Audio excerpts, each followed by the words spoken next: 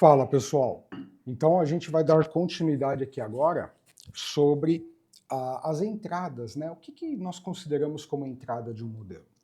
Então a gente já rodou nos últimos vídeos essas partes, mas vamos seguindo adiante. Então aqui no nosso código a gente acaba de pegar aqui o dígito 1, né?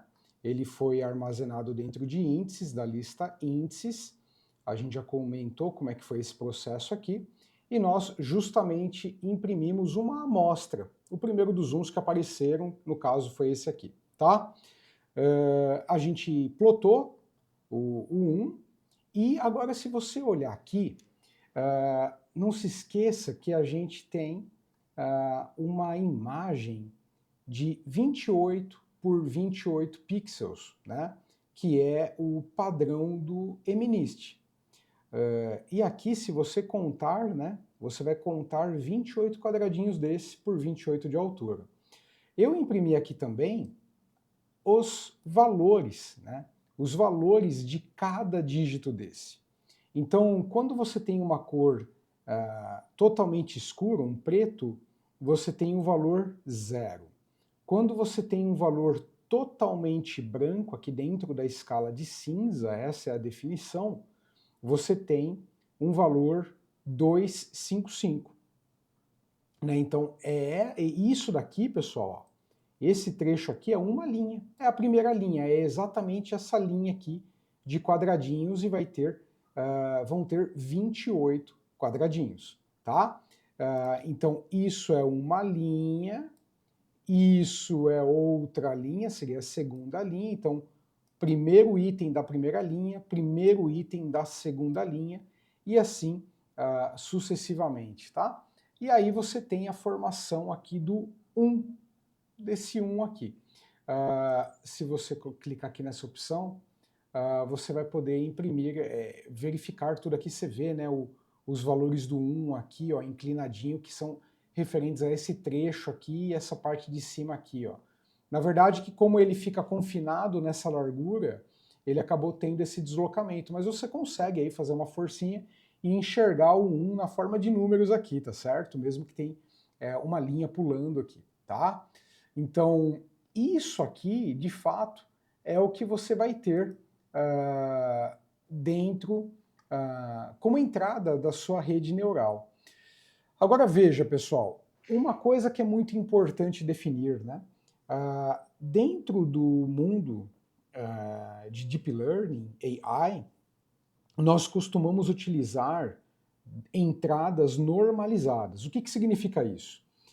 Por exemplo, esses valores aqui, eles estão claramente variando entre 0 a 255. Então, se a gente procurar, a gente talvez encontre, ó, tem 253. Talvez a gente encontre um 255 aqui, que é a escala máxima do preto ao branco, né? Então, são esses valores. Só que, conforme nós veremos, durante o processo de otimização, é mais conveniente, matematicamente falando, para evitar uma série de problemas, tais como explosão de parâmetros, desaparecimento de parâmetros, você vai entender isso no decorrer das nossas aulas, que então as entradas sejam normalizadas. Então, a ideia é o seguinte, já que eu sei que o valor máximo de uma entrada para essa imagem é 255, eu achei um 255 aqui, ó. Então, eu vou dividir cada célula por 255, de tal forma que quando der 255 em uma célula, 255 dividido por 255 vai dar 1.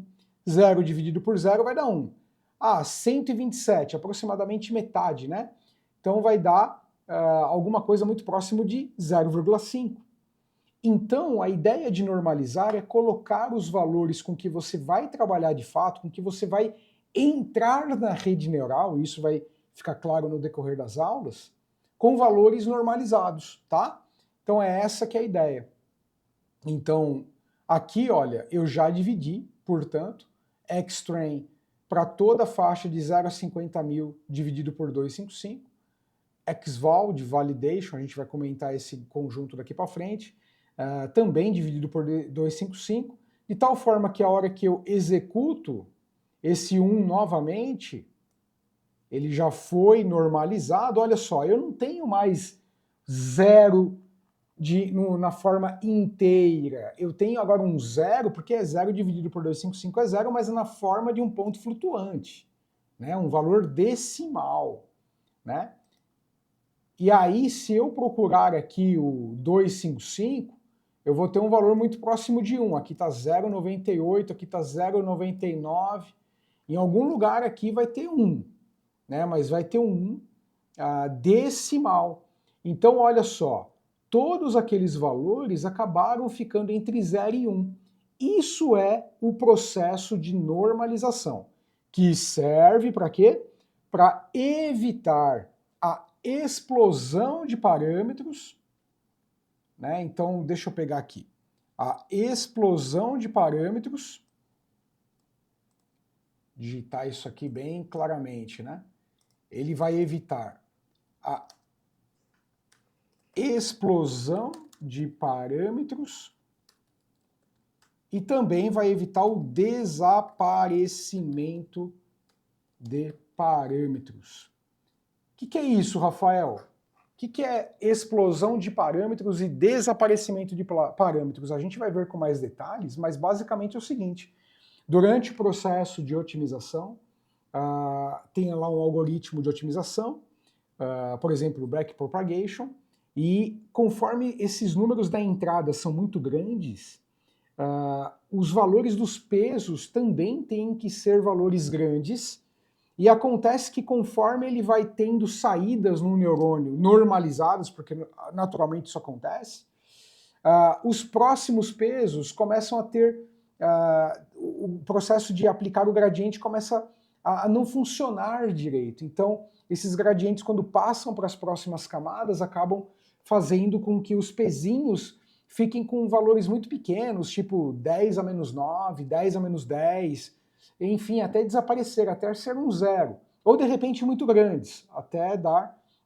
overflow, ali você tem um valor muito alto, tá? Então é essa que é a ideia.